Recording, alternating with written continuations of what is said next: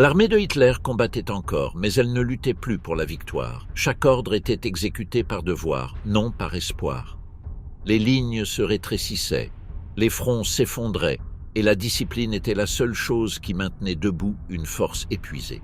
Le commandement continuait d'exiger une résistance absolue. Les rapports parlaient de regroupements, de contre-attaques qui n'avaient jamais lieu. Dans la pratique, chaque décision naissait tard et mourait avant d'être exécutée. Les unités se réduisaient, les ressources disparaissaient et le langage du pouvoir continuait de répéter des slogans vides. En ces jours finaux, l'armée existait encore, mais seulement comme un reflet de ce qu'elle avait été. Une structure qui obéissait même quand cela n'avait plus de sens. Alors que le Reich s'effondrait, ses commandements continuaient de croire que la volonté pouvait remplacer la réalité. C'est alors que le véritable effondrement a commencé. Le 1er janvier 1945, le front oriental du Troisième Reich montrait une situation que les propres rapports du haut commandement définissaient avec une expression sans équivoque. L'effondrement était imminent. Entre la Vistule et l'Oder, l'armée rouge concentrait plus de 2 millions d'hommes face à des forces allemandes épuisées, avec des divisions réduites à une fraction de leur force théorique. Les rapports de l'OKH révélaient un panorama que les directives du Führer refusaient d'admettre. Il manquait de réserve, de carburant et de coordination entre les commandements. La structure du front, autrefois étendue et articulée, se désagrégeait sous la pression soviétique. Le groupe d'armée A, sous le commandement nominal du général Joseph Harp, maintenait des positions à grand-peine dans le secteur de Varsovie. Les divisions étaient incomplètes, soutenues par des contingents de Volkssturm et des restes d'unités retirées des Balkans. Au nord, le groupe d'armée centre, dirigé par Georg Hans Reinhardt, défendait la Prusse orientale avec des moyens de plus en plus maigres. Les registres d'intendance des premiers jours de janvier documentaient une chute dramatique des munitions et une impossibilité croissante d'évacuer les blessés. À Berlin, le Führerbunker fonctionnait déjà comme un centre de commandement isolé du front. Hitler, qui ne l'avait pas visité depuis novembre, émettait des ordres directs sur des unités qui n'existaient que sur les cartes.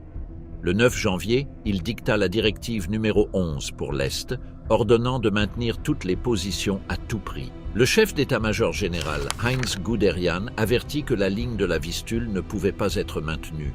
Ses notes manuscrites signalaient le manque de carburant, de véhicules et de personnel de remplacement. Le 12 janvier commença l'offensive soviétique de la Vistule-Oder.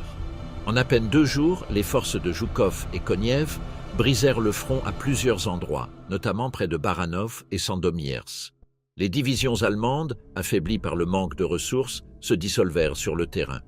Les rapports de l'OKH enregistrèrent la perte de contact avec plus de 20 divisions entre le 13 et le 16 janvier. Les transmissions interceptées par le commandement occidental décrivaient des unités réduites à des groupes de quelques centaines d'hommes, sans artillerie ni soutien aérien. La détérioration matérielle atteignait tous les niveaux. Le 15 janvier, le général Wilhelm Burgdorf a informé que presque la moitié des chars Panzer IV restaient immobilisés par manque de pièces de rechange. Les dépôts de carburant en Silésie étaient sous bombardement constant et les trains d'approvisionnement étaient saturés par l'évacuation des civils. Malgré l'épreuve, Hitler a rejeté toute proposition de retrait vers l'Oder et a expressément interdit la défense élastique. La rigidité du commandement reflétait l'isolement du pouvoir central.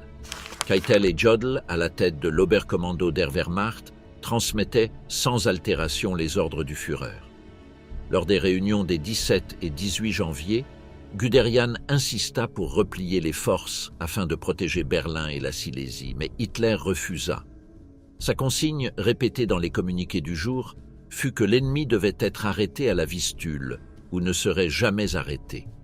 La conséquence fut la destruction du groupe d'armée A. Entre le 14 et le 19 janvier, les fronts soviétiques avancèrent de plus de 100 km par jour, encerclant Lodz et Cracovie. Les divisions blindées allemandes abandonnaient les véhicules par manque de carburant. Guderian lui-même qualifia la situation de collapse total. Au nord, le groupe d'armées centre tentait de maintenir la Prusse orientale, transformée en forteresse. Le 22 janvier commença l'offensive soviétique sur Königsberg et 4 jours plus tard, la région fut isolée. Hitler, en recevant le rapport, interdit toute évacuation, bien que l'amiral Dönitz ait lancé de son propre chef une opération maritime qui réussit à transporter des centaines de milliers de personnes vers l'ouest. L'effondrement logistique était déjà irréversible. Les réserves de carburant étaient concentrées loin du front, dans le Haut-Rhin et en Bohême. La Luftwaffe pouvait à peine maintenir des vols de reconnaissance. Un rapport du 25 janvier indiquait que seuls quelques appareils décollèrent ce jour-là sur tout le front de l'Est. L'artillerie, à court de munitions, utilisait des projectiles incompatibles ou capturés.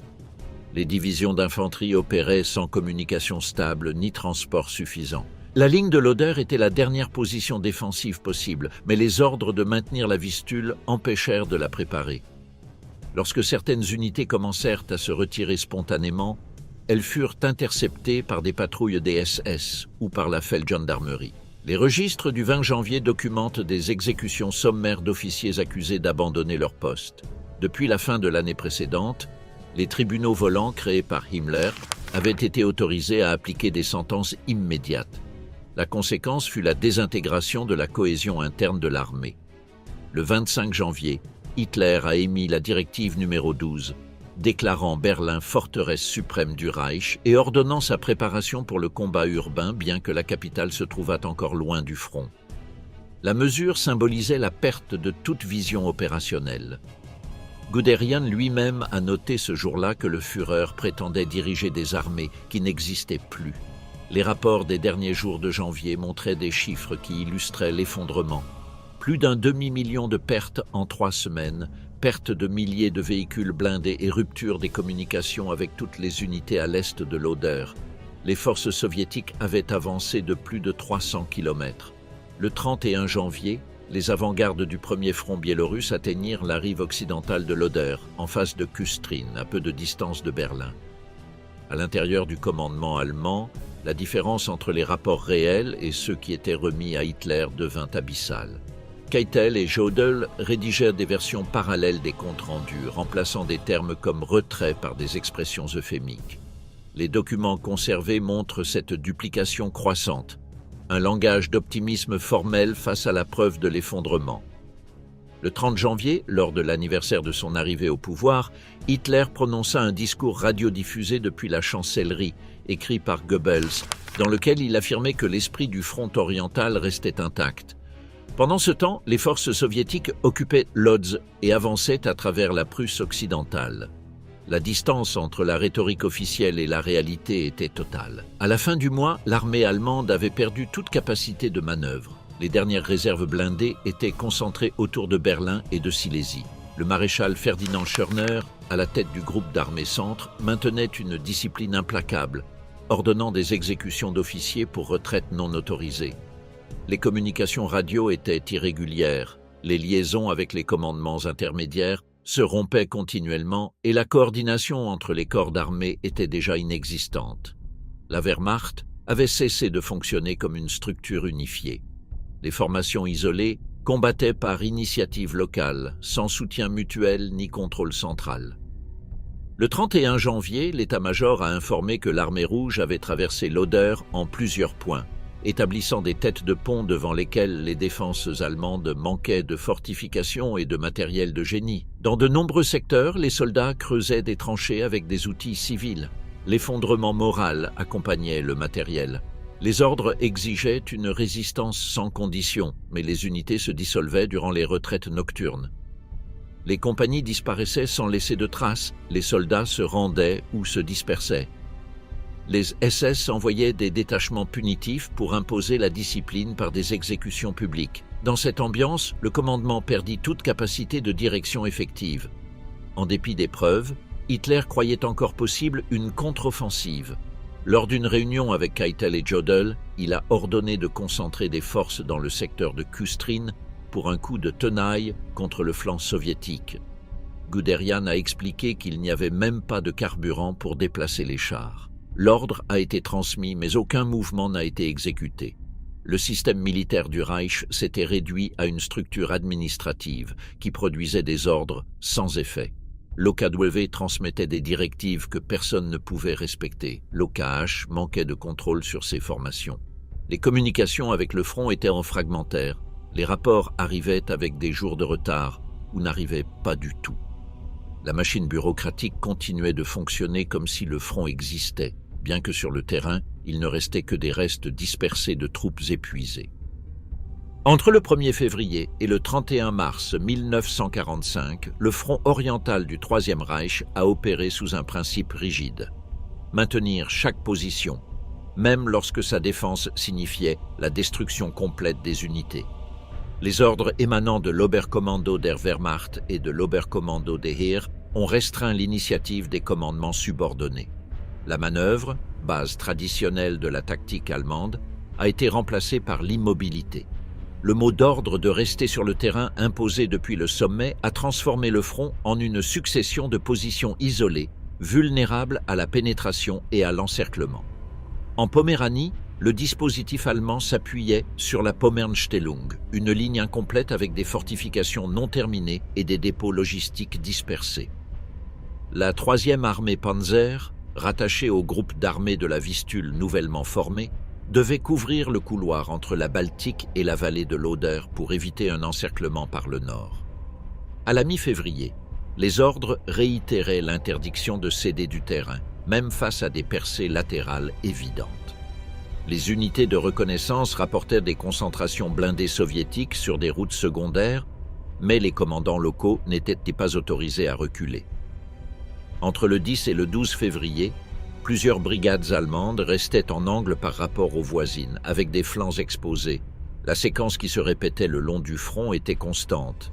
Rupture dans un secteur adjacent, perte de liaison radio, instruction de se maintenir jusqu'à nouvel ordre, épuisement des munitions, demande de retrait, refus du niveau supérieur et, finalement, fermeture de l'encerclement.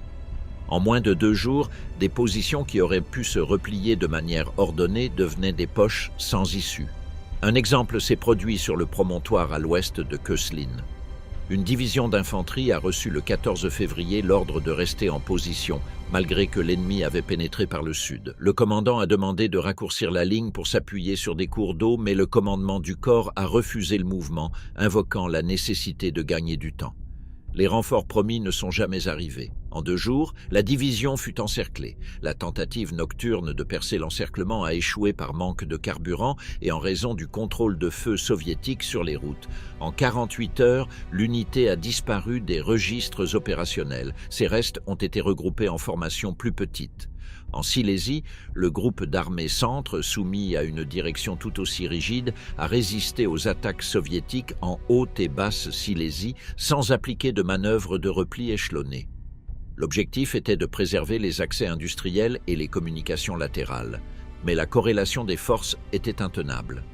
Les pertes dépassaient les remplacements et le parc de transport se réduisait chaque semaine. Les anneaux défensifs entourant les villes déclarées forteresses absorbaient des effectifs d'infanterie et d'artillerie qui ne pouvaient plus être utilisés comme réserve. Lorsque ces villes étaient encerclées, le haut commandement essayait de maintenir des corridors d'approvisionnement qui consommaient des ressources impossibles à reconstituer. Le résultat fut une double perte, immobilisation des troupes précieuses et affaiblissement des secteurs ouverts. En février, la possibilité de replier le front vers l'Oder a été discutée au sein de l'OKH. Certains commandements défendaient l'élasticité et la concentration des réserves derrière le fleuve. La décision finale a maintenu la directive opposée, résister chaque mètre et créer de la friction pour l'attaquant, même au prix de l'encerclement. Plusieurs commandants qui ont proposé des replis locaux ont été destitués. Ces destitutions ont affecté la continuité du commandement, provoquant des interruptions dans les ordres et contre-ordres qui réintroduisaient des unités dans des positions nouvellement évacuées. À la fin de février, le commandement a ordonné une contre-attaque limitée en Poméranie. L'opération a été exécutée sans la concentration des forces ni le soutien logistique nécessaire. L'interdiction d'abandonner les positions secondaires a empêché de rassembler des unités suffisantes. Les mouvements manquaient de synchronisation et l'épuisement du carburant a réduit la durée de l'offensive. Lorsque l'élan s'est arrêté, les unités ont reçu l'ordre de s'enterrer là où elles se trouvaient. L'immobilité sous le feu a répété le schéma d'isolement et de destruction. En 3 jours, les secteurs avancés ont été absorbés par la progression soviétique. Sur l'Oder, la situation dérivée de janvier s'est consolidée en tête de pont soviétique face à Kustrin et à d'autres points. La doctrine du non-retrait a maintenu des garnisons dans les méandres du fleuve, exposées à être coupées. Les ingénieurs allemands tentaient de maintenir les passages sous un feu constant, avec de maigres matériaux de pontage. L'usure dans ce secteur fut continue. Pendant ces mois, la désignation de forteresse est devenue une catégorie opérationnelle généralisée. Des villes et des nœuds ferroviaires ont été déclarés positions à conserver à tout prix. En Poméranie, plusieurs ports ont reçu cette condition. En Silésie, des centres urbains clés ont été fortifiés. L'ennemi a évité bon nombre de ces forteresses, les contournant et poursuivant son avancée. Les garnisons sont restées immobilisées sans capacité de manœuvre. L'ordre de les conserver empêchait leur emploi comme réserve et les forces enfermées finissaient par s'éteindre sans altérer le cours général de l'offensive soviétique. La correspondance du haut commandement documente de nombreux renvois pour retrait non autorisés. Les officiers qui signalaient l'impossibilité de tenir une position étaient relevés immédiatement. La mécanique était simple: rapport supérieur, ouverture sommaire de la cause et destitution. Ces procédures ont produit un climat d'obéissance littérale, dans lequel l'interprétation tactique a disparu. En Prusse orientale, les poches formées en janvier continuaient de se réduire. La poche de Heiligenbeil, sur la rive du Frisches Haff, regroupait des troupes qui tentaient de maintenir un corridor vers le port de Pillau. Les ordres supérieurs insistaient sur la conservation des têtes de pont, tout en organisant des évacuations maritimes. En pratique, le maintien de ces saillies consommait des ressources sans bénéfice opérationnel. Les pièces d'artillerie lourdes étaient abandonnées lorsque le carburant pour les remorquer venait à manquer et les routes de retraite étaient constamment balayées. À la mi-mars, les unités survivantes ne représentaient guère qu'une fraction de leurs effectifs théoriques. En Courlande, le groupe d'armées encerclé depuis l'automne précédent est resté immobile. Il n'a pas reçu l'autorisation de percer vers le sud ni d'évacuer ses forces. Dans le contexte de la guerre sans retrait, la Courlande symbolisait l'immobilité totale. Des divisions expérimentées restaient en dehors du théâtre principal, sans utilité opérationnelle pour la défense du Reich. En mars, le commandement allemand a commencé la préparation de lignes de défense échelonnées dans la plaine orientale de Berlin. On essayait d'introduire des critères d'économie des forces et de sélection du terrain, bien que les ordres de ne pas céder restaient en vigueur. Les unités avancées, même celles situées dans les têtes de ponts soviétiques, ne pouvaient se désengager sans autorisation supérieure. La construction de positions secondaires représentait un effort tardif, limité par le manque de réserves mobiles et de matériaux de fortification. La détérioration des communications a aggravé le problème. Les réseaux radiophoniques souffraient d'interférences, les pertes d'équipement étaient constantes et les messagers motorisés pouvaient à peine circuler par manque de carburant. Les ordres arrivaient avec retard et de nombreuses unités agissaient selon des directives obsolètes. La coordination entre corps d'armée s'est affaiblie jusqu'à devenir nominale. L'équilibre logistique a été définitivement brisé. Les bombardements sur les chemins de fer et les routes ont réduit le flux de fournitures.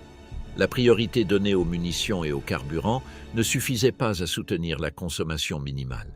Bien que l'hiver ait été moins sévère que le précédent, la boue et la glace ont rendu le mouvement difficile. L'artillerie allemande a réduit sa cadence pour conserver des projectiles, ce qui a facilité les préparatifs soviétiques.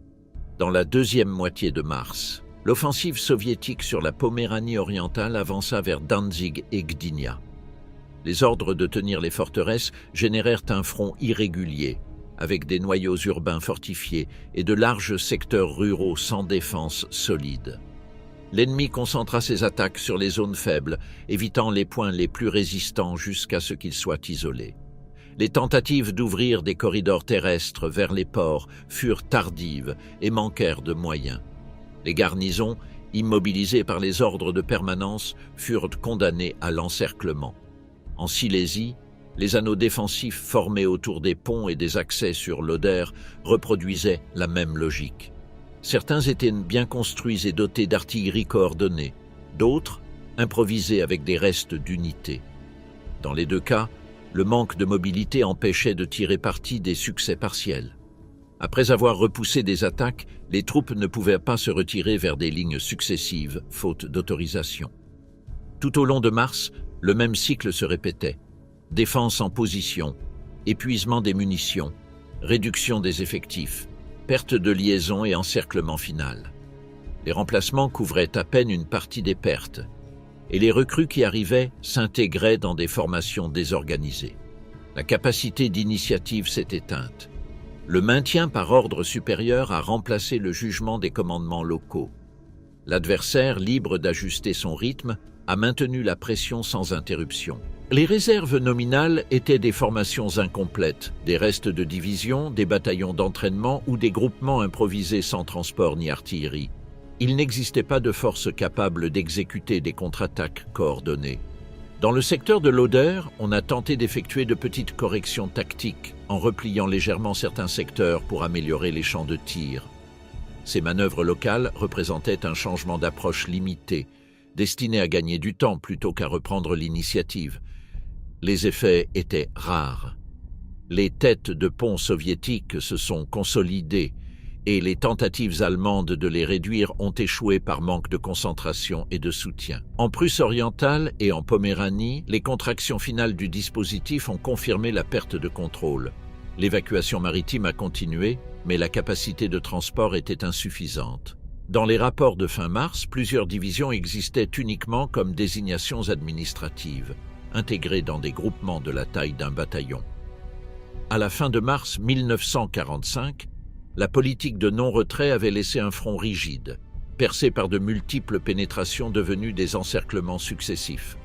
L'obstination à maintenir le terrain avait réduit le potentiel de combat destiné à la défense de l'Oder et de la capitale. La guerre sans retrait s'est traduite par l'immobilité d'une armée qui continuait de recevoir des ordres impossibles à exécuter, tandis que l'ennemi avançait vers le cœur du Reich. Durant le mois de mars 1945, le front occidental du Troisième Reich a atteint sa phase terminale. Le fleuve Rhin, considéré comme la dernière barrière naturelle avant le noyau industriel du pays, devait devenir la ligne de défense définitive, selon les ordres de l'Oberbefehlshaber West. Cependant, cette défense ne s'est jamais matérialisée en un système cohérent. Les secteurs étaient maintenus de manière isolée, sans réserve de manœuvre, sans coordination entre les armées et avec un réseau logistique détruit par les bombardements alliés. Les documents internes du commandement occidental décrivent des divisions incomplètes, des quartiers généraux sans personnel opérationnel et des formations dépendant de transports improvisés.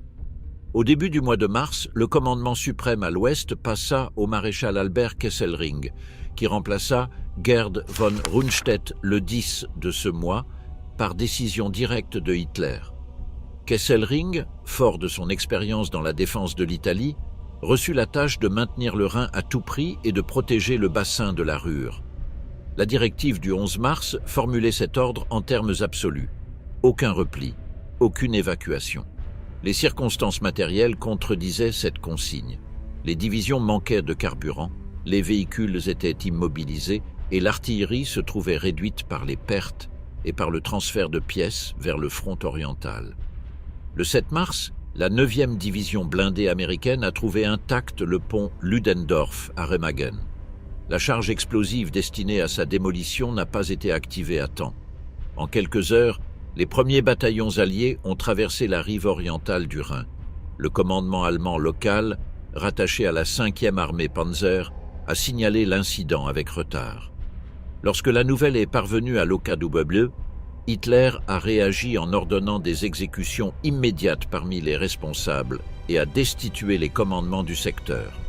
La mesure n'a pas altéré la situation tactique. L'ennemi avait établi une tête de pont qui s'élargirait sans opposition effective. Le cas de Remagen a illustré la distance entre l'intention de résistance totale et la capacité réelle de défense. Les registres de l'Obe-Ouest montrent que les forces disponibles pour contenir la pénétration étaient insuffisantes. Les unités de la 15e armée, formées principalement de Volksgrenadiers et de remplaçants accélérés, manquaient de mobilité. Les contre-attaques réalisées entre le 8 et le 12 mars ont épuisé leur rare carburant avant d'atteindre les zones de rassemblement. Les divisions Panzer désignées comme réserve, la 6e et la 11e, disposaient de moins de la moitié de leurs chars opérationnels et 100 pièces de rechange. En moins d'une semaine, l'ennemi a consolidé un pont logistique stable sur le Rhin. Tout au long du mois, de nouvelles opérations de croisement se sont succédées dans différents secteurs. Au nord, entre Wesel et Ries, le 21e groupe d'armée britannique a effectué un croisement planifié avec le soutien d'une artillerie massive et une domination aérienne totale. Au sud, la 3e armée de Patton a traversé la rivière entre Oppenheim et Worms sans résistance organisée. La ligne du Rhin s'est effondrée dans tous les tronçons. Les défenses construites l'année précédente étaient incomplètes ou inoccupées. Une grande partie du matériel lourd avait été transférée à l'Est, suivant les instructions de l'OKW, qui continuait de considérer prioritaire la contention de l'armée rouge. La perte du Rhin a ouvert l'accès direct à la Ruhr. Dans cette région, environ 300 000 personnes étaient concentrées dans la 5e armée Panzer et la 15e armée sous le commandement du général Walter Model, chef du groupe d'armée B. Depuis Berlin, Hitler a émis le 19 mars une directive ordonnant de défendre le bassin industriel jusqu'au dernier homme. Au même jour, il a promulgué le soi-disant Nero-Befehl, qui exigeait de détruire les infrastructures pour empêcher leur utilisation par l'ennemi. Model, conscient de la valeur de la Ruhr pour la population civile et pour l'industrie restante, a tenté de maintenir la cohésion de ses forces dans les limites imposées. La conséquence immédiate fut la création d'un espace fermé, sans issue opérationnelle. Le 24 mars, les armées alliées traversèrent le Rhin en plusieurs points et avancèrent vers le nord et l'est. Les unités allemandes manquaient de carburant et ne pouvaient pas manœuvrer. Les routes étaient saturées de réfugiés et de restes d'unités dispersées. Les contre-attaques ordonnées se réduisaient à des actions locales qui s'éteignaient avant de se former. Les colonnes motorisées étaient attaquées par l'aviation alliée, même avant d'atteindre leurs objectifs. La Luftwaffe, sans appareil ni carburant, ne pouvait pas intervenir. Le 26 mars, le groupe d'armée B informa le OB-Ouest qu'il ne pouvait pas maintenir la ligne de la rivière Lippe. Les stocks de munitions seraient réduits à un 5e en 2 jours. Kesselring demanda l'autorisation de se replier vers le Weser et de réorganiser la défense. Depuis Berlin arriva la réponse négative. La directive du 27 mars ordonna de résister sans condition, affirmant que les forces devaient se maintenir par leur propre détermination. Cette instruction équivalait à l'annulation de toute marge tactique. Les journaux d'opération reflètent la phase de désintégration. Les divisions Panzer sans carburant enterraient leurs chars pour les utiliser comme artillerie fixe. Les divisions d'infanterie tentaient de combler les lacunes sans soutien latéral. Sans réserve motorisée, les flancs restaient ouverts. Dans les registres du 12e corps d'armée, on décrit l'avancée ennemie vers Hamm et Paderborn, presque sans opposition organisée. Les groupes de combat allemands, réduits à quelques centaines d'hommes, se déplaçaient sans connaissance du reste du dispositif. Le 1er avril, les armées américaines ont fermé l'encerclement sur la Ruhr. Les communications internes se sont effondrées. Les unités piégées manquaient de carburant, de nourriture et de munitions. Model a ordonné d'organiser une défense en profondeur à l'intérieur de l'encerclement, en espérant une opération de secours depuis le Weser qui ne se produirait jamais. En réalité, les divisions ne répondaient plus aux ordres centralisés. Elles sont devenues des noyaux isolés de résistance urbaine ou rurale. Les rapports de pertes matérielles des premiers jours d'avril montrent la destruction ou l'abandon de plus de 1000 véhicules blindés et la perte presque totale de l'artillerie de campagne. Les communications radio étaient intermittentes et les ordres inefficaces. Les forces alliées ont divisé l'encerclement en secteurs plus petits, fragmentant encore plus les défenses. Les groupes allemands qui combattaient encore ont improvisé des réapprovisionnements avec du matériel capturé, mais la domination aérienne ennemie a annulé toute tentative de réorganisation. À Berlin, la direction politique a réagi avec des slogans de résistance symboliques. Hitler a exigé de transformer la défense de la Ruhr en une démonstration de la volonté du Reich. Le 4 avril, l'OKW a réitéré l'ordre de tenir la position et de détruire les installations industrielles avant leur chute. En pratique, les troupes manquèrent de moyens pour exécuter ces démolitions. La plupart des usines et des mines ont été capturées intactes ou avec des dommages limités. À l'intérieur de l'enceinte, le désordre s'accentua. Les unités administratives disparurent et les cadres intermédiaires perdirent le contact avec leurs subordonnés. Les formations combattantes, sans liaison latérale ni approvisionnement, dépendaient de dépôts locaux ou d'improvisation. Les tentatives de modèle pour coordonner un mouvement de percée vers l'Est furent frustrées par le manque de carburant et l'absence de véhicules. Dans plusieurs secteurs, les commandements décidèrent de diviser leurs forces en petits groupes pour tenter de s'échapper individuellement. La rupture des communications empêchait l'OB-Ouest d'évaluer la situation avec précision. Les rapports qui parvenaient à Kesselring étaient incomplets et avaient plusieurs jours de retard. Le 9 avril, les armées alliées divisèrent l'encerclement en deux poches, nord et sud, rendant toute coordination impossible. Dans les documents du commandement occidental, il était reconnu que le groupe d'armées B avait cessé d'exister en tant que structure opérationnelle, bien qu'il continue à figurer dans les organigrammes. À mesure que la réduction de l'encerclement progressait, les divisions allemandes se dissolvaient. Les chars sans carburant ont été détruits par leurs propres équipages. Les munitions d'artillerie ont été épuisées et les pièces ont été mises hors d'usage.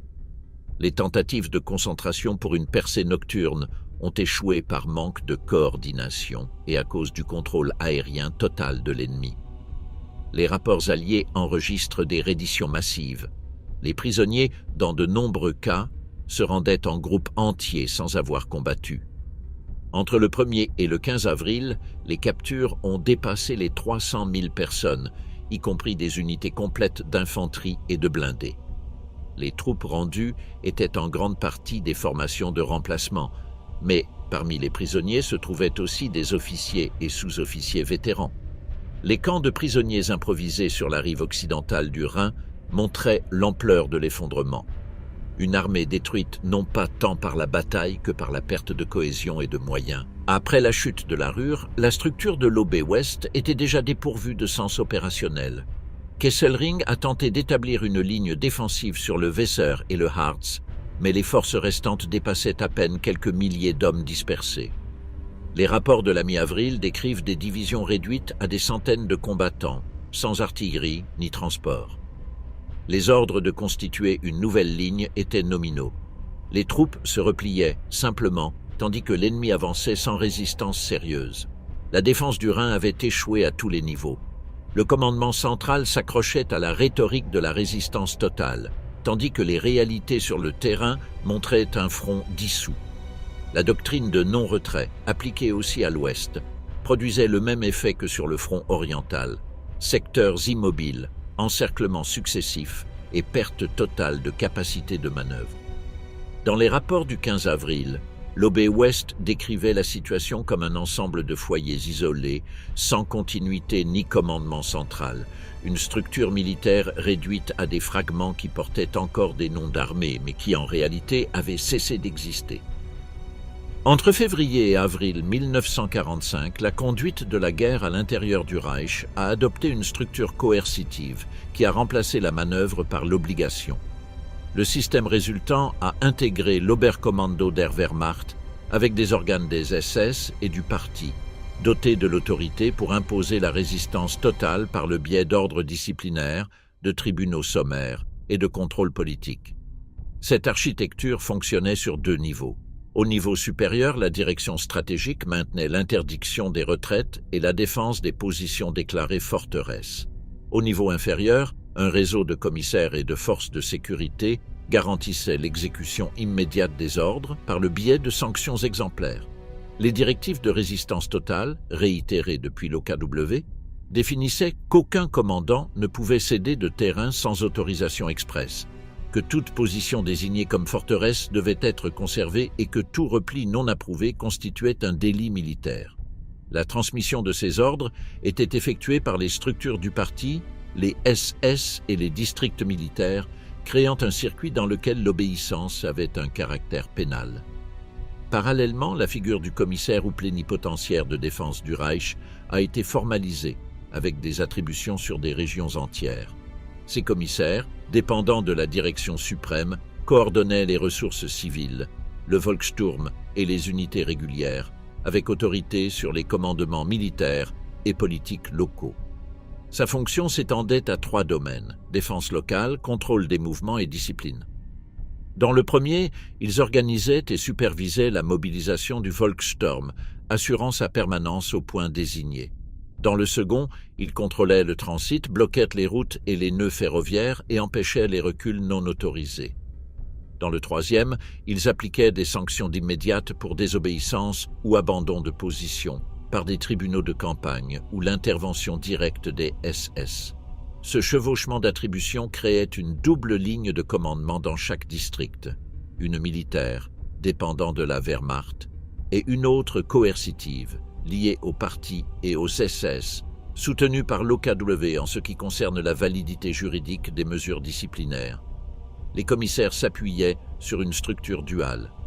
Chaque région avait un bureau de défense du Reich avec direction politique et une délégation des SS et de la police. En cas de conflit avec les commandements de la Wehrmacht, la règle établissait la priorité des ordres de résistance totale sur tout argument tactique. En pratique, toute proposition de repli devait obtenir une approbation politique. Le retard dans la réponse ou le refus formel éliminait la marge de manœuvre. À cet appareil s'est ajouté le système de justice expéditive. Depuis la fin de 1944, il existait des tribunaux volants capables de se réunir en route et de prononcer des sentences immédiates. Entre février et avril de l'année suivante, leur activité a augmenté. Le retrait sans autorisation, la perte d'armes, la désobéissance ou le manque d'esprit combatif ont été assimilés à des délits. La procédure commençait par un rapport du supérieur ou une arrestation par la Feldgendarmerie ou les SS. L'instruction était minimale. Il suffisait de la déclaration de l'accusé, du rapport du chef et de la vérification de l'ordre non respecté pour émettre un jugement. Les tribunaux de campagne à l'arrière complétaient ce mécanisme. Leur composition comprenait un officier président, un greffier et, occasionnellement, un conseiller juridique. Les sanctions allaient de dégradation à la peine capitale. Les exécutions étaient réalisées immédiatement et étaient consignées dans des bulletins disciplinaires diffusés à des unités proches à des fins exemplaires. Les vérifications étaient limitées car les communications fragmentées et les relèves fréquentes rendaient la vérification des faits difficile. L'effet principal a été de consolider la perception que tout repli équivalait à une faute punissable. La Feldgendarmerie a agi comme l'instrument de ce système. Ces patrouilles contrôlaient les routes, les carrefours et les gares, arrêtant les individus ou les groupes sans documentation de mouvement. Ceux qui ne pouvaient pas montrer l'ordre écrit de repli étaient mis à la disposition du tribunal le plus proche. En coordination avec les SS, des équipes mixtes étaient organisées pour inspecter les routes, les formations en marche et les zones de transit. Les registres disciplinaires étaient centralisés par région et envoyés au niveau supérieur, établissant une chaîne bureaucratique de contrôle couvrant tout le territoire intérieur. La pression des tribunaux a modifié le comportement des cadres intermédiaires. Les ordres étaient dupliqués, remis contre accusés de réception et archivés comme preuve de conformité. Tout repli nécessitait une justification écrite et une autorisation ultérieure. La préférence pour éviter les sanctions a augmenté la permanence dans des positions intenables et réduit l'initiative. La nécessité de traçabilité a ralenti la réaction tactique. Sur le champ de bataille, le retard se traduisait par des pertes irrécupérables. À la structure judiciaire s'est ajoutée l'intervention directe des SS dans l'exécution des ordres militaires. Dans des secteurs où la Wehrmacht tentait de réorganiser les lignes, des unités SS ont reçu le mandat d'assurer la discipline. Elles ont établi des points de contrôle, inspecté les colonnes, séparé ceux qui n'avaient pas d'ordre valide et les ont renvoyés au front ou les ont soumis aux tribunaux. Parfois, les commandements locaux des SS ont émis des contre-ordres au commandement de l'armée, empêchant les mouvements de repli planifiés. De plus, elles ont pris le contrôle de la défense locale, intégrant le Volkssturm sous leur propre autorité indépendamment des évaluations tactiques de l'armée régulière. Le Volkssturm, composé d'hommes d'âge et d'expériences divers, est devenu un outil de contrôle territorial. Leurs ordres établissaient l'obligation de maintenir des points désignés et de signaler aux SS tout mouvement d'unité régulière impliquant un recul. Dans de nombreuses zones, leurs détachements se situaient derrière les lignes de combat en tant que barrières administratives. Leur efficacité au combat était faible, mais leur fonction disciplinaire considérable. Les SS ont étendu leur autorité à la gestion des ressources.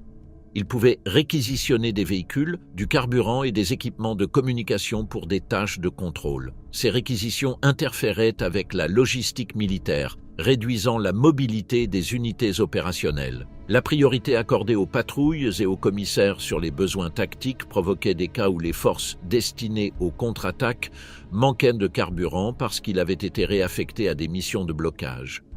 La contradiction entre combattre et contrôler le mouvement se résolvait invariablement en faveur du contrôle.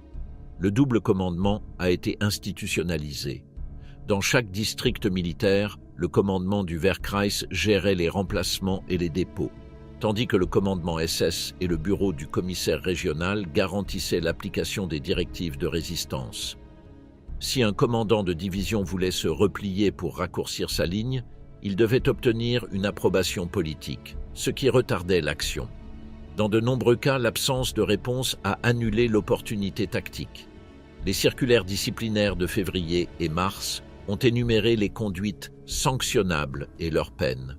Elles circulaient par unités, dépôts et hôpitaux de campagne, fixant une norme de conformité absolue.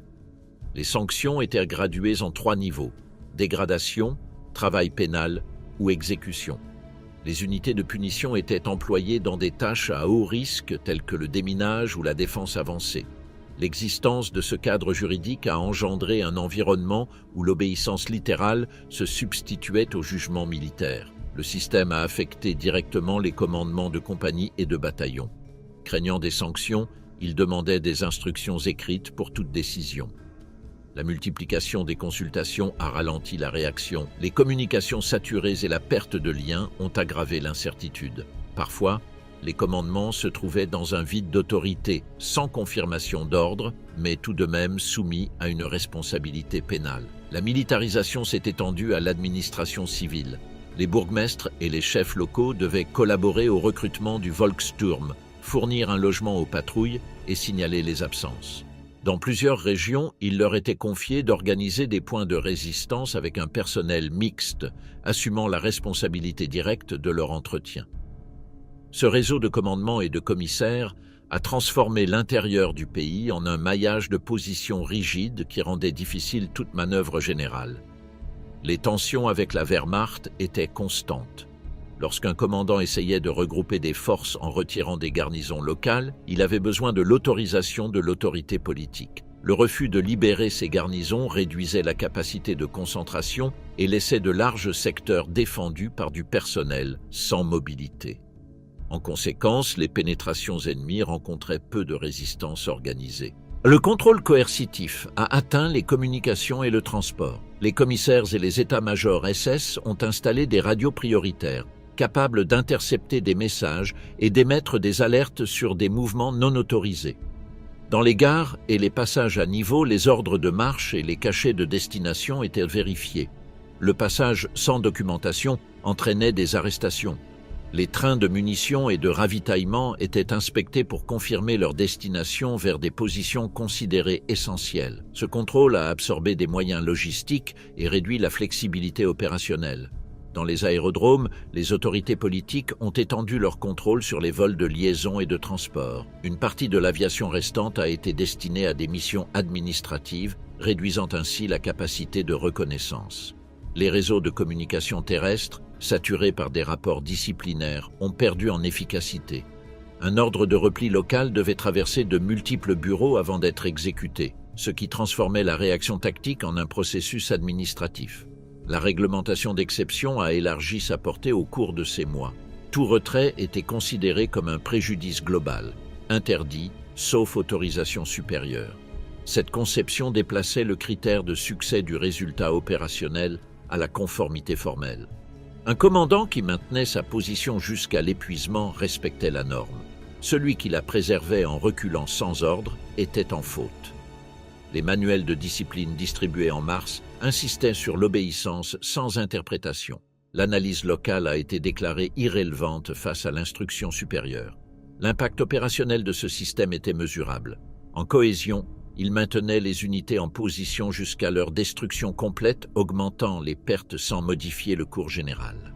En mobilité, il immobilisait des ressources et du personnel dans des tâches de contrôle. En coordination, il multipliait les contre-ordres et les retards. Les remplacements envoyés aux unités usées entraient dans un cadre où la seule consigne était de rester. Les compagnies sans possibilité de relève continuaient en ligne jusqu'à leur disparition. La discipline a été renforcée par des lectures obligatoires de jugements sommaires devant la troupe. Ces séances étaient enregistrées dans des comptes rendus et visaient à unifier le critère selon lequel toute retraite équivalait à une désobéissance. Les mêmes instructions ont été étendues aux hôpitaux et centres de récupération. Parallèlement, le parti a ordonné aux autorités locales de signaler les signes de désintégration ou de désertion, en croisant ces données avec les rapports de la Feldgendarmerie pour générer des cartes de risque. Dans les zones avec les plus grandes incidences, la présence de patrouilles et de commissaires a été augmentée. Les districts militaires, responsables du recrutement et de l'équipement, se sont alignés sur les directives de permanence. Les cours ont été accélérés, les normes réduites et les expéditions vers les forteresses prioritaires. Le manque de transport et de carburant a limité les mouvements et les directions de santé ont restreint les évacuations pour ne pas obstruer les voies. L'armement, insuffisant, a été concentré sur les défenses urbaines, laissant les secteurs ruraux avec du matériel obsolète ou hétérogène.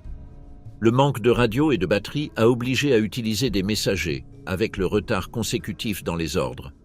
La militarisation du Reich durant les derniers mois de la guerre constituait un système d'administration coercitive de la défaite. Son efficacité se mesurait par l'obéissance, non par le résultat tactique. L'appareil intégré par les commissaires, tribunaux, Feldgendarmerie, SS et Volkssturm a maintenu le principe de résistance absolue même lorsque la réalité matérielle le rendait inviable. L'initiative militaire était subordonnée à l'exécution littérale de l'ordre supérieur, et la discipline est devenue un substitut à la stratégie. La défense de Berlin a représenté la forme la plus concentrée de l'effondrement militaire du Reich, une structure conçue pour le combat métropolitain qui a opéré sans moyens avec des commandements fragmentés et des communications désintégrées. Le dispositif ne répondait pas à une stratégie globale, mais à la nécessité de gérer la défaite dans les limites de la capitale. L'organisation initiale partait d'un principe tactique classique, la défense par secteur, adaptée à un environnement urbain qui était déjà en ruine. Berlin fut divisé en zones, avec un commandement de place unique et des liaisons de régiments et de bataillons.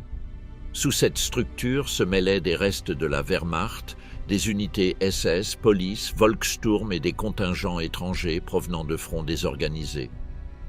L'homogénéité doctrinale disparut. Coexistaient des combattants vétérans, des miliciens sans formation et des forces idéologiques soumises à des commandements différents. L'objectif opérationnel était de conserver le noyau administratif le plus longtemps possible, de retarder l'accès de l'ennemi au pont de la Spree et de maintenir l'image d'une capitale en résistance. Contrairement aux batailles précédentes, la défense urbaine n'était pas envisagée comme une manœuvre, mais comme un dispositif fixe. Elle était articulée en anneaux concentriques, périphérie, ceinture ferroviaire et centre gouvernemental, qui visaient à absorber la pression par des retards successifs.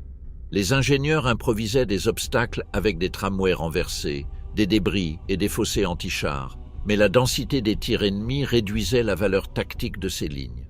Le commandement de la place, dirigé par le général d'artillerie Helmut Weidling, devait coordonner des forces d'origines et de hiérarchies différentes. Son contrôle est devenu progressivement nominal. Les secteurs orientaux, où l'offensive principale s'est concentrée, ont été rapidement coupés du centre.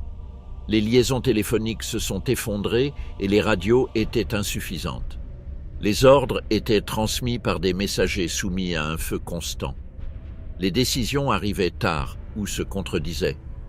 La structure de commandement basée sur la sectorisation a perdu sa cohésion fonctionnelle et s'est transformée en une mosaïque de commandements autonomes. Le principe d'unité tactique s'est évanoui. Dans de nombreux secteurs, des ordres contradictoires coexistaient, conserver chaque bloc ou concentrer la défense sur les nœuds principaux. La discipline militaire a cédé devant l'initiative locale. Certains commandements privilégiaient la survie de leurs hommes, d'autres exécutaient littéralement des directives impossibles. La rigidité du système, interdiction de retrait, défense à tout prix, a transformé la tactique en immobilité. Sur le plan matériel, la défense manquait des 3 éléments qui soutiennent un combat urbain efficace: réserve mobile, munitions suffisantes et communication stable. L'artillerie s'est immobilisée par manque de carburant. Les pièces anti-chars ont été utilisées comme canons fixes. Les munitions étaient gérées à l'échelle d'un bâtiment. Les réserves n'existaient plus, chaque secteur utilisait ses derniers effectifs pour combler des lacunes immédiates. La capacité de manœuvre a disparu et avec elle la possibilité de contre-attaque ou de réorganisation. Les ponts sur la Spree et le Landwehrkanal constituaient l'axe défensif. C'étaient les seules structures avec une valeur tactique réelle. Contrôler un croisement équivalait à conserver la communication latérale entre les secteurs. Leur défense a absorbé les dernières ressources. Des canons anti-chars et des sapeurs ont été concentrés. Des bâtiments adjacents ont été fortifiés et des tirs croisés ont été établis. Le résultat fut un combat de distance minimale avec destruction systématique des positions par tir direct d'artillerie. Chaque pont représentait un point de retard qui, une fois perdu, accentuait l'isolement des secteurs voisins. L'hétérogénéité des forces était une autre caractéristique structurelle. La Wehrmacht appliquait des critères conventionnels de défense en profondeur, les unités SS maintenaient un modèle de résistance fermé et le Volkssturm agissait comme force de couverture. En théorie, ces fonctions étaient complémentaires. Dans la pratique, elles se chevauchaient. Les unités SS opéraient avec autonomie. Le Volkssturm dépendait de chefs locaux et les officiers de l'armée essayaient de maintenir la discipline sur des combattants qui ne leur reconnaissaient pas d'autorité. Ce chevauchement des chaînes de commandement annulait la cohérence doctrinale. Le commandement de Weidling a tenté de centraliser le contrôle en émettant des directives de priorité, ponts, carrefours et bâtiments à structure massive, mais les informations disponibles étaient incomplètes. Les ordres arrivaient dans des zones où la situation avait changé. Le flux de messages unidirectionnels a remplacé la communication effective. La bataille s'est transformée en une somme de défense statique, sans coordination temporelle ni spatiale. Au niveau tactique, le combat s'est réduit à l'échelle des bâtiments. La densité de feu et la destruction du terrain empêchaient les manœuvres. Les groupes de combat, composés d'une pièce anti-char, de mitrailleuses et de fusiliers, défendaient les étages et les sous-sols. L'alternance entre la démolition par l'artillerie et l'assaut par l'infanterie a défini la séquence typique de combat. La ville est devenue un ensemble de points forts isolés. L'utilisation du terrain urbain comme élément défensif a eu une efficacité limitée. Les constructions massives, ministères, gares, grands blocs résidentiels, offraient une résistance temporaire, mais l'utilisation d'artillerie directe et de charges concentrées annulait leur valeur structurelle. L'ennemi avançait bâtiment par bâtiment, réduisant chaque point par un feu méthodique. La défense allemande répondait par un feu à courte distance et de faibles contre-attaques, soutenues par la proximité physique plus que par le commandement. L'organisation de l'espace intérieur du centre administratif, connu sous le nom de Zitadelle, a synthétisé le modèle final de la défense. La zone est devenue un système fermé de barricades, de positions de tir dans les couloirs et d'accès contrôlé. C'est là que se sont rassemblés les derniers effectifs de la Wehrmacht et des SS. Le combat s'est déroulé dans des espaces confinés, avec l'emploi d'armes courtes et de grenades. Le manque de munitions et de personnel a réduit la résistance à un rythme de quelques heures. Le Volkssturm a joué un rôle marginal mais significatif. Il a servi de force de retardement et de liaison, comblant les vides entre les unités régulières et maintenant l'apparence de contrôle dans des secteurs déjà désintégrés. Sa fonction principale était de maintenir la continuité physique de la défense, tandis que les unités professionnelles se concentraient sur les points clés.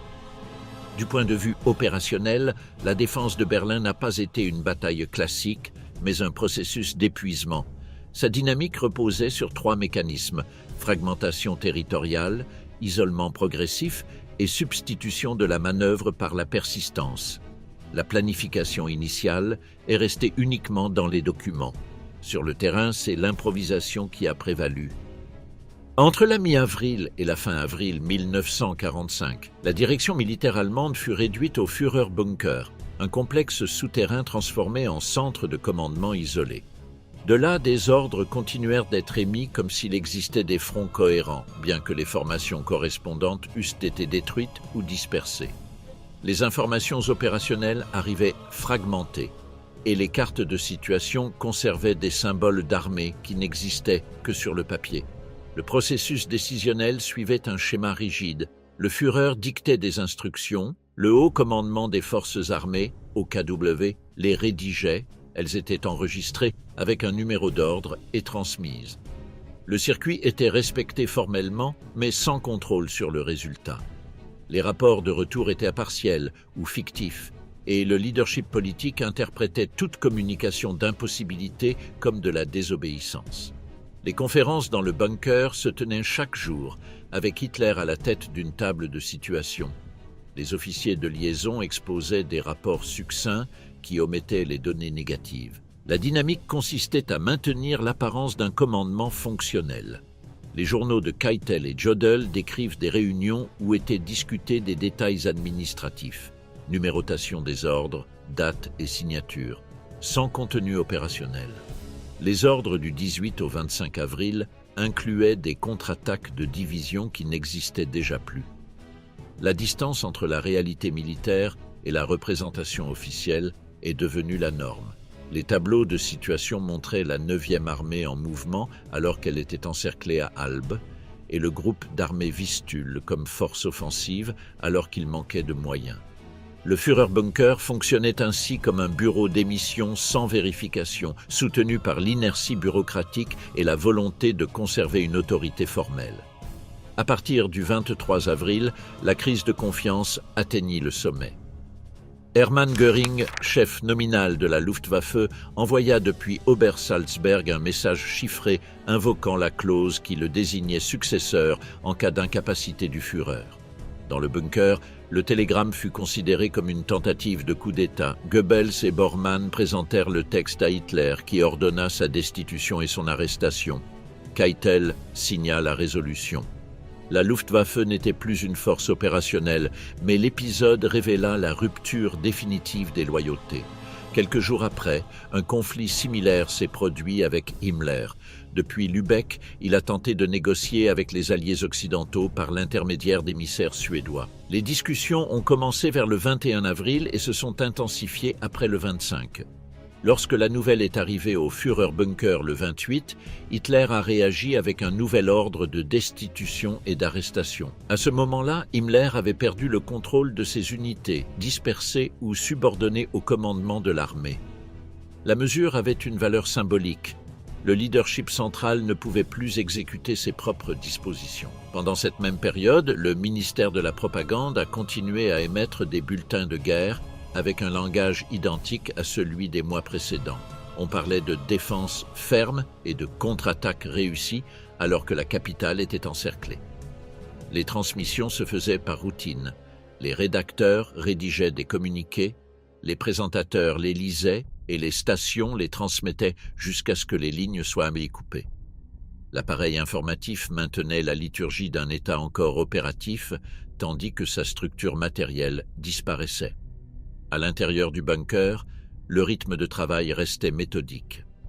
Les officiers enregistraient chaque ordre avec un numéro, un sceau et une signature.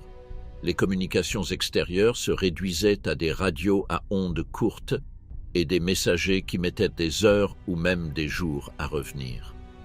Les informations s'accumulaient dans des dossiers sans vérification d'exécution. Les messages négatifs étaient différés ou omis, ce qui générait une version partielle et obsolète de la guerre. Hitler a conservé le format des conférences, mais sans débat. Les décisions étaient adoptées immédiatement et transcrites dans des documents que personne ne pouvait exécuter. Keitel et Jodl agissaient comme des transmetteurs automatiques. Ils reproduisaient les instructions et signaient sans discuter de leur viabilité. Le commandement réel s'était éteint, mais la structure administrative se maintenait. Au cours des derniers jours d'avril, la documentation de l'OKW montre des ordres de mouvement pour des corps d'armée inexistants et des désignations de commandants sans troupes. Les tableaux d'organisation étaient mis à jour avec des unités de taille minimale, parfois de seulement une centaine d'hommes, conservés dans les listes pour maintenir l'apparence de continuité. Le système de commandement était passé d'un instrument militaire à un mécanisme rituel. Le Führerbunker fonctionnait simultanément comme siège politique et bureau militaire. L'objectif était de prolonger l'idée d'un centre de gouvernement. Les communications avec l'extérieur étaient rares. Les informations entrantes étaient filtrées pour éviter des réactions extrêmes. Le résultat fut un cercle fermé où les décisions n'étaient plus confrontées à la réalité. Les révocations de Göring et de Himmler ont illustré la perte de contrôle personnel. D'autres généraux ont été accusés de désobéissance simplement pour avoir proposé des retraits ou des contacts avec l'ennemi. Les initiatives autonomes étaient interprétées comme du sabotage. Dans cette atmosphère, l'OKW a cessé d'être un organe de coordination pour devenir le transmetteur de la rhétorique du Führer. Résistance sans reddition et exécution absolue. Les journaux des officiers présents décrivent une atmosphère de formalité extrême et de silence. Les ordres étaient écrits avec une précision technique, mais leur exécution était inexistante. L'autorité s'était transformée en cérémonie. Le Führer continuait à signer des documents jusqu'au 30 avril, lorsque les secteurs extérieurs de Berlin étaient déjà tombés. Ce jour-là, des directives de défense ont encore été émises sans destinataires opérationnels. Le dernier trait du système était son langage. Les communiqués finaux conservaient des expressions comme « position ferme » ou « front en réorganisation ». Aucune ne correspondait aux faits, mais elles se répétaient pour maintenir la fiction du contrôle. La distance entre le mot et la réalité a défini la nature du commandement dans ces dernières heures. Une structure administrative active sur un vide opérationnel. Entre les derniers jours d'avril et le 8 mai 1945, la défaite allemande s'est traduite par une série de capitulations partielles signées par des commandements agissant de manière autonome. Il n'y eut pas de reddition unique. L'armée s'est dissoute par secteur. Le pouvoir formel est passé à un cabinet provisoire dans le nord du pays, dirigé par le grand amiral Karl Dönitz, qui a tenté de coordonner la fin des opérations par des accords séparés avec les Alliés. Sur le front occidental, les communications étaient interrompues et les formations se repliaient sans contrôle. À la fin du mois d'avril, les commandants locaux ont commencé des contacts directs avec l'ennemi. Le premier documenté fut celui du général Hermann Niehoff, qui signa la capitulation de Breslau le 6 mai après un siège prolongé. Auparavant, le 29 avril, les forces allemandes en Italie, sous le commandement de Heinrich von Vietinghoff, avaient convenu à Caserta de leur reddition au maréchal Alexander. Le document, effectif le 2 mai, englobait toutes les troupes au nord de Florence et représentait le premier cessez-le-feu coordonné d'hostilité dans un théâtre complet. Dans le nord de l'Allemagne, la mer Baltique a concentré les restes d'unités terrestres et navales provenant du Danemark et de la Norvège. Le 1er mai, un jour après la mort de Hitler, Dönitz a assumé la direction de l'État conformément au testament politique qui le désignait comme successeur. Il a établi son quartier général à Flensburg, près de la frontière danoise, avec un petit groupe d'officiers, Alfred Jodl, en charge des opérations, et Hans-Georg von Friedeburg, responsable de la marine. De là, il a tenté d'assurer l'évacuation vers l'ouest et d'organiser une reddition ordonnée face aux Alliés. Le premier accord formel de ce cabinet fut la capitulation des forces dans le nord de l'Allemagne, le Danemark et les Pays-Bas. Les conversations, tenues à Lunebourg avec le maréchal britannique Bernard Montgomery, se sont conclues le 4 mai. Von Friedeburg a signé le document prévoyant le cessez-le-feu à partir du jour suivant. Cet acte a marqué la première reddition autorisée par le nouveau gouvernement et a servi de modèle pour les suivantes. En même temps, dans le sud et en Bavière, des unités isolées rendaient les armes sans attendre d'ordre supérieur. En Autriche, la 5e armée américaine accepta la reddition de milliers de soldats allemands et de formations alliées du Reich. En quelques jours, les forces situées entre le Danube et les Alpes cessèrent toute résistance. Flensburgo a agi alors comme bureau de transmission. Dönitz maintenait un contact irrégulier avec les commandements dispersés, mais il a réussi à transmettre l'ordre général de cesser le feu dans les zones sous contrôle allié. Son administration manquait de pouvoir territorial, bien que les Alliés l'aient reconnu de fait pour gérer la transition militaire. Le 5 mai, Dönitz envoya Jodl au quartier général d'Eisenhower à Reims avec pour instruction d'obtenir une capitulation limitée à l'ouest. Eisenhower rejeta toute reddition partielle et exigea l'acceptation simultanée sur tous les fronts. Les discussions se prolongèrent pendant la nuit du 6 au 7 mai. À 2h40 du matin, Jodl signa le document fixant la fin des hostilités à partir de la nuit du 8 mai. Bedell Smith parapha au nom du commandement allié et le général Ivan Sousloparov pour le côté soviétique. Dönitz transmit immédiatement l'ordre par radio et téléscripteur. Cessez le feu sur terre, mer et air. Les instructions s'étendirent aux garnisons du Danemark, de la Norvège et des Pays-Bas, ainsi qu'aux forces en Allemagne, en Autriche et en Tchécoslovaquie. À l'est, où les communications étaient précaires, certains secteurs continuèrent de combattre au-delà du délai prévu. Le commandement soviétique a exigé une deuxième signature dans son quartier général de Karlshorst, Berlin, pour confirmer la validité du document devant les 4 puissances. La cérémonie a eu lieu à l'aube du 9 mai, heure de Moscou. Ont signé pour l'Allemagne Wilhelm Keitel von Friedeburg et Hans-Jürgen Stumpf. Pour les Alliés, Georgi Zhukov pour l'Union soviétique, Arthur Teder pour le Royaume-Uni, Karl Spatz pour les États-Unis et Jean Delattre de Tassigny pour la France. Le texte a ratifié la reddition inconditionnelle de toutes les forces allemandes avec effet à partir du 8 mai, 23h01, heure de l'Europe centrale. À ce moment-là, les fronts présentaient des situations inégales. Au nord, le Danemark et la Norvège passèrent sous contrôle britannique sans résistance. À l'ouest, les troupes américaines et françaises occupèrent le territoire avec peu d'incidents. Au sud, les formations des Alpes se rendirent sans combat.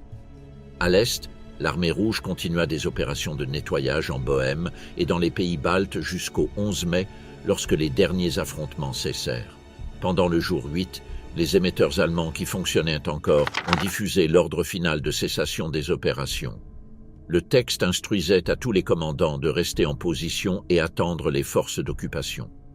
Cet ordre, signé à Flensburg et approuvé par Dönitz, a été le dernier acte officiel de la Wehrmacht en tant qu'institution. À partir de ce moment, elle a cessé d'exister comme force de combat et est passée à la condition de prisonnière. La séquence des redditions s'est déroulée en rapide succession.